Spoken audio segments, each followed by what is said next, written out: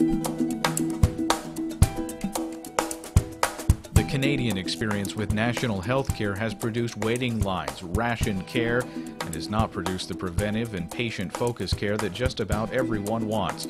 So says Sally Pipes, President and CEO of the Pacific Research Institute and author of the book, The Top 10 Myths of American Healthcare.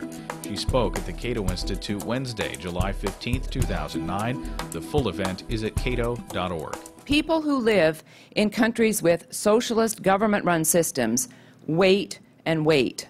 Silvio Berlusconi, the Prime Minister of Italy, when he was told that he needed a heart pacemaker, he didn't listen to Michael Moore and have it implanted in Rome or Paris or London, even Havana, Cuba. He came here to the Cleveland Clinic, where he had his heart pacemaker installed. My mother, who in June 2005 was convinced she had colon cancer, and she went to her primary care doctor, who said, no, you don't have colon cancer. So living in San Francisco, when my mother told me that, I said, well, how does he know? And she said, well, he just told me I didn't. So I said, well, call him back and tell him you need a colonoscopy. So she did, and so she went to see him, and he said, well, at your age, we cannot provide a colonoscopy for you. We'll do an X-ray. Now, anyone in the medical profession will know that an X-ray will not show whether you have colon cancer, but it's certainly cheaper than having a colonoscopy. In late November, my mother called me and said, I have colon cancer. I said, how do you know? And she said, because I'm hemorrhaging from my colon. So I called the doctor and I said, well, now what do we do? And he said, well, you'll need to get her into an ambulance to go to the hospital to get into the emergency room, because if you take her, she will never even get into the emergency room. It'll be a tremendous wait. So we arrived at the emergency room, and my mother spent 2 days in the emergency room. But the more interesting fact was that then she spent 2 more days in the transit lounge at Vancouver General Hospital. I don't know how many of you travel internationally, but if you fly from San Francisco to London on your way to Rome, you spend a few hours in the transit lounge, in transit, waiting for your plane. But to spend 2 days in a transit lounge waiting to get a bed in a ward is not, I think, what the American people want. My mother finally got a colonoscopy in the hospital, and she died 2 weeks later. Her colon cancer was so severe. When governments control hospital budgets, this is one way to keep costs down, by denying care. When I turned 50, hard to believe, but I did, my doctor in San Francisco said, you have to have a colonoscopy. And I said, well, there's nothing wrong with me. I don't need a colonoscopy. And he said, well, we want to get a baseline about your colon. And so I had one, and I will have one every 5 years, because that is what is good, and that's what the American people want. That does not happen under a system such as exists in Canada. A woman in Calgary, Alberta, Canada's 3rd largest city, the most American of Canadian cities because of the oil and gas industry, she was expecting quadruplets. So she called her doctor and said, I think I'm in labor. He said, well, I'll call you back. And she said, all right. And he called back and he said, we don't have a single neonatal unit for your delivery here in Calgary. Also, we don't have one in Alberta, and we can't find one in any neighboring province.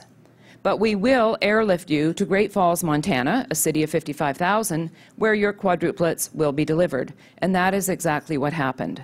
But as a Canadian, and as many Canadians do, Canadians have an escape valve. They can come to the United States and get health care, and a lot of them do, and they're not just wealthy Canadians, they're middle-income Canadians who want to live a long and healthy life. So when you hear the President and people in the administration saying, we can reduce costs if we don't have so many expensive hospital specialty units and specialty hospitals, for this woman whose quads were delivered successfully, it was very important not only to her life, but to the life of her quadruplets, and she had that escape valve.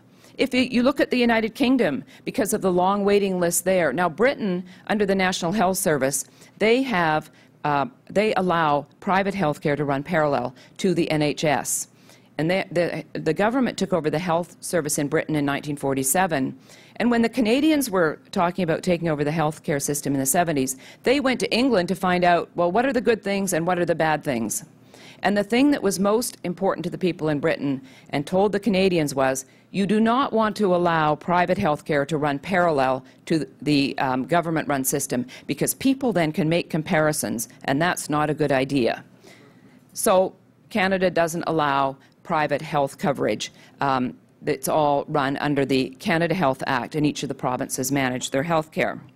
So that's a very important point, and I think that is what the President wants here in America. He said at the annual meeting of the AFL-CIO a couple of years ago, if I were to design this healthcare system from scratch, I would design a single-payer healthcare system. He knows he can't do it overnight, but he wants to take us slowly from A to Z.